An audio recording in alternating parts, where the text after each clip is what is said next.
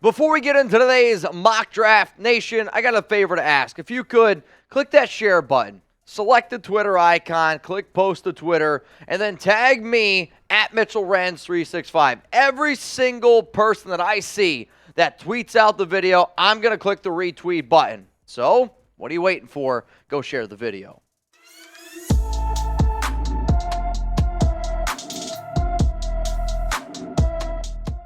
Raider Nation, what's going on? You're watching the Raiders Report, and guess what, man? We got a brand new Raiders mock draft, and I ran this simulation on PFN, and because I have yet to do a mock with all 12 picks that currently the Raiders have, I wanted to do no trades. So there's no trades whatsoever in this mock draft. In round one, at pick number 7, I got the Las Vegas Raiders taking cornerback Christian Gonzalez. I know there's going to be a lot of people out there like, well, wait a minute, Mitch. The Raiders, they signed David Long. They signed Duke Shelley. Both of those guys are a little bit smaller. 5'11" for David Long, 5'9" for Duke Shelley. So if you still have the ability to go out and get a long, lanky corner, a true number one, you got to do it. And the way that this mock fell, all 3 quarterbacks were gone. The only QB available at 7 was Will Levis. So to me, it was between, do I go Christian Gonzalez or do I go Will Levis? I'm going to go with the player that I have a lot more confidence in being a star-studded dude in year one. So this is what Daniel Jeremiah has to say on Christian Gonzalez. He's an explosive outside corner, possessing a rare blend of physical and athletic traits. Gonzalez plays with fluid hips and blazing top-end speed, which should help him match against top-end targets in the future. He can rough up the release or use mirror and match footwork from press man coverage, and he has all the tools to become highly capable route shadow. His technique will get away from him at times, and he doesn't play with the level of instincts or ball skills that should make heavy ball production automatic. When I look at Gonzalez, though, he's my number one corner. His upside to me is off the charts. He has the ability to be the number one cornerback in the NFL. I'm not saying it's going to happen, but I do think he's going to be top 10. You give this young man 3 years in the NFL, he's going to be a top 10 corner. 51 tackles, 4 INTs, 7 PBUs. Then you insert him into this Raiders defense. Like, this allows Nate Hobbs to go back into the inside. And then you got Chris Gonzalez as one of your outside corners. You can split time between David Long Jr., Duke Shelley, Brandon Faison, hell, even Amik Robertson. But I know for a fact that I'm going to want Gonzalez and I'm going to want Nate Hobbs on the field for every single snap. But my question to you is this. Me telling you that Will Levis is available. Me telling you that Chris Gonzalez is available. Every cornerback's available. Jalen Carter, he was off the board. Top 3 QBs, they're off the board. Will Anderson, gone. In this scenario, if you're sitting down with Dave Ziegler, you're sitting down with Josh McDaniels, who are you going with? At pick number 7. I'm going to make this the ad pin combo here. So what does that mean? It means that you're going to get hit with that ad break right now. So let me know who the Raiders should take at number 7. Coming in here at round 2, pick number 38. I got the Las Vegas Raiders going linebacker here. They're going to go with Drew Sanders. So I was able to get my number 1 corner, and I was also able to get my number 1 linebacker in this year's class. There's going to be some people that say, wait a minute, Drew Sanders or Jack Campbell? And that's going to be a debate. But to me, the best all-around overall linebacker, middle linebacker, is Sanders. 103 tackles last season, 13.5 tackles for loss, 9.5 sacks. He is a athlete. And since I live in Dallas, Texas, I know people that went to high school with him. I know people who have watched him closely. He is an absolute dog. Went to Alabama, then had to go to Arkansas. I do. There's a reason why I think he's this good, and there's a reason why I'm taking him at number 38. That's how confident I am in him. This is what Daniel Jeremiah has to say on Drew Sanders. Unique linebacker prospect with the physical traits, athleticism, and skill set to be deployed as an inside linebacker or a stand-up edge rusher. The former 5-star Alabama signee transferred to Arkansas for the 2022 season and posted eye-catching production with the Razorbacks. He plays with good technique in take-ons and has plenty of pursuit range. He's still finding his footing with his run fits and tackle consistency. He's the tough out for interior protection as a blitzing linebacker and has natural rush talent to haunt quarterbacks off the edge. Sanders' athletic gifts, versatility, and toughness could help him become a highly impactful playmaker with Pro Bowl upside. When I look at this Raiders defense, the amount of players that you can find, high upside, Pro Bowl caliber, but also intelligent. Drew Sanders, whatever defense he's in, he's going to be able to excel in. And for that reason, which is why I went with him at round 2, pick number 38. Now, if you don't already know, we're doing a Raiders mock draft here live on the Raiders Report. Huge shout out to all you that are tuning in right now. The next pick coming up here is going to be round 3, number 70. The biggest team need for the Silver and Black is defensive tackle. And the fact that Mazi Smith was still on the board, I had to do it. It was an easy pick for me. If you're looking at talent alone, he's a top 40 pick. But there's going to be some NFL teams out there that might not have him on the board, or they might slide him down their chart because of some of the off-the-field issues. 49 tackles, 2.5 tackles for loss, a sack last season for the Wolverines. And at 6'3", 337 pounds, the Raiders need a big-bodied defensive tackle that they can rely on. I like him more than Neil Farrell Jr. I like him a lot more than Matthew Butler. And this is what Daniel Jeremiah had to say on Mazi Smith. Dontari Poe might be the physical and athletic player comparison for Smith, but more consistency from Smith is needed before he finds the Pro Bowl, as Poe did twice in his career. Smith's blend of size and quickness is rare. He can punch and control a base, block with relative ease. However, he struggles to match the initial movement of move blockers, which diminishes his effectiveness. He has space-eating potential, but needs to become more consistent at taking on double teams and securing his gap. Smith's size and testing could give his draft slotting some juice, but he's more of a day 2 talent with exciting upside than a plug-and-play starter. I mean, you guys already know, a lot of giggities in there, but to me, Smith has that upside. If the Raiders want to go cheap in free agency and not address their defensive tackle need at the time I'm making this video, then so be it. But you still have to be able to address it in the draft. Would I love to get a high defensive tackle early on? I would. But to me, Kalijah Cansey, gone. Jalen Carter, I don't know if the Raiders are going to take him. I think they take Gonzalez anyway. So to me, the way that I build it is I got a cornerback, I got a linebacker, and I got a defensive tackle. 3 players that I believe will start for the Raiders over the next 3, 4, 5 seasons. So if you guys haven't already, if you want to subscribe to our draft channel here at Chat Sports, I want to know, are you subbed? If you are, spam Real One for life. So this is what I want you to do. Take a second. Go to youtube.com/chatNFL. Link's going to be available for you guys in the comments and in the description of today's video. If you're like, Mitch, why would I subscribe over there? I'm a Raider fan. It's for more draft content. That's just my God honest truth. So we already released a video and a 2023 NFL mock draft with round 1 and round 2 picks.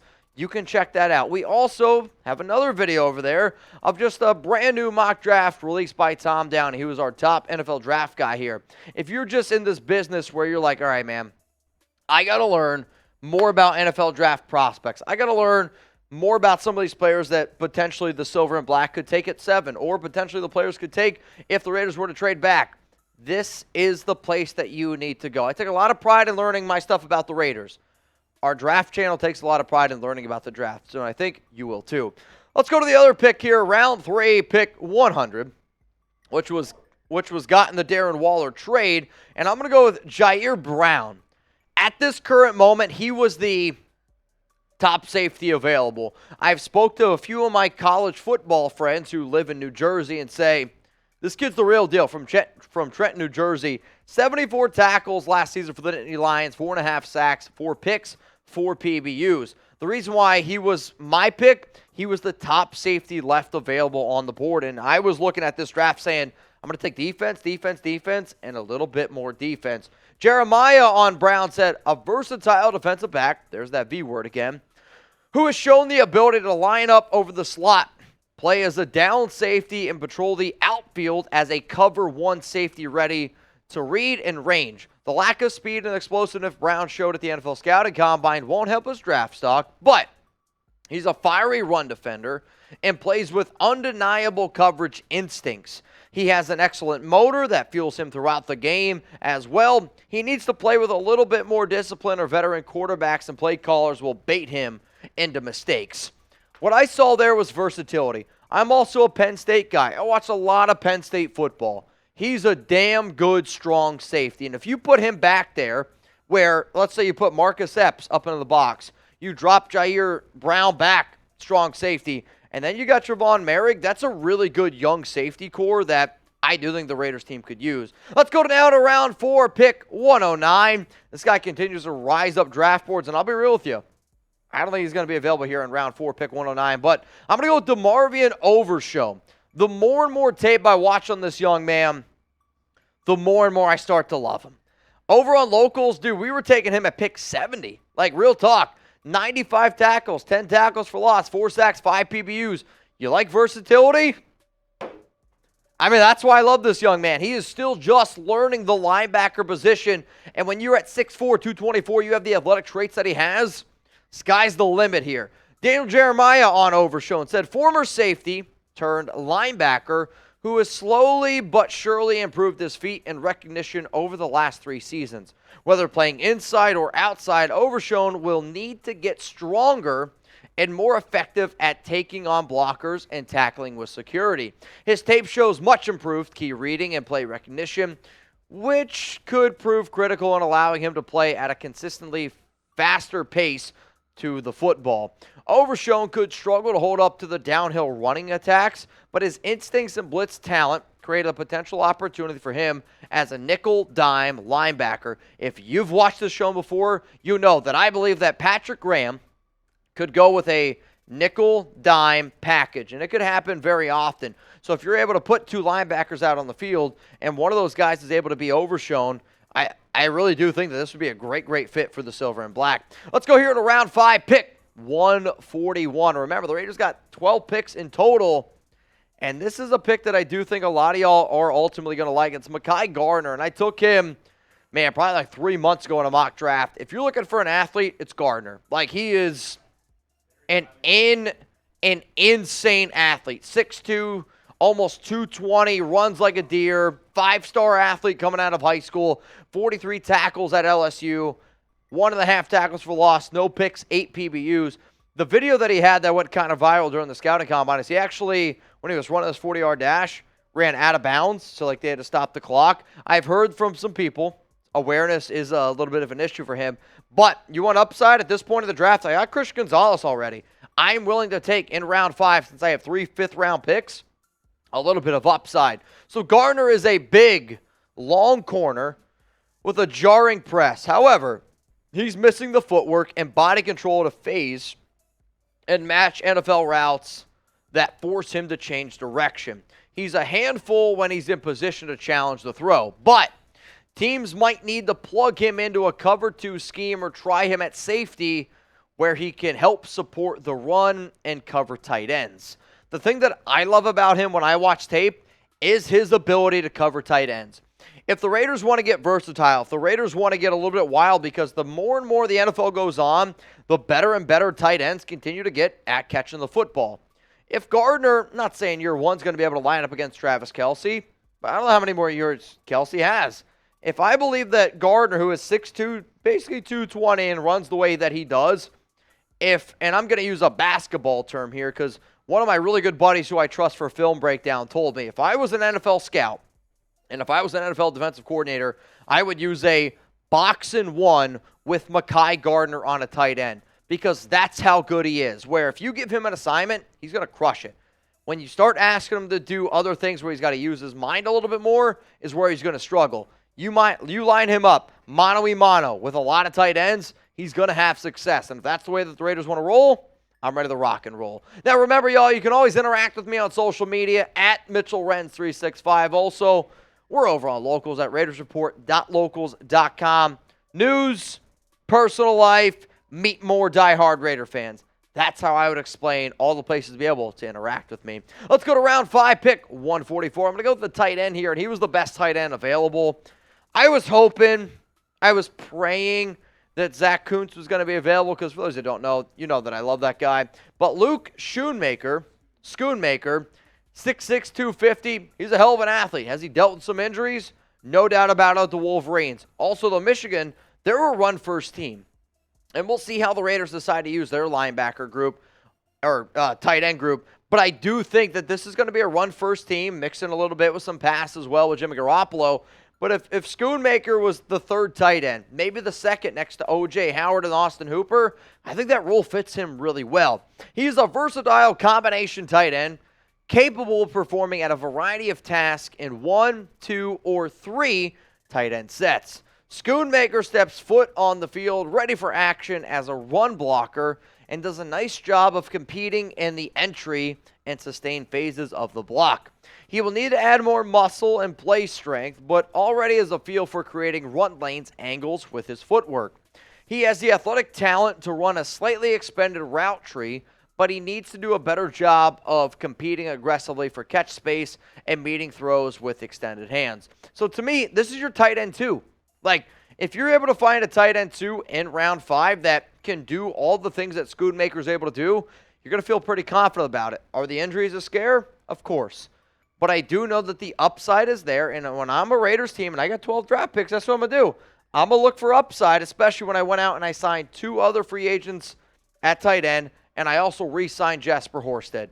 Schoonmaker can be an impact player in the future. Now, guys, we are doing a mock draft here on the Raiders Report, and I know that some people are going to be a little bit questionable about the pick that I'm going to do because it's a quarterback, but realistically, you got Jimmy Garoppolo.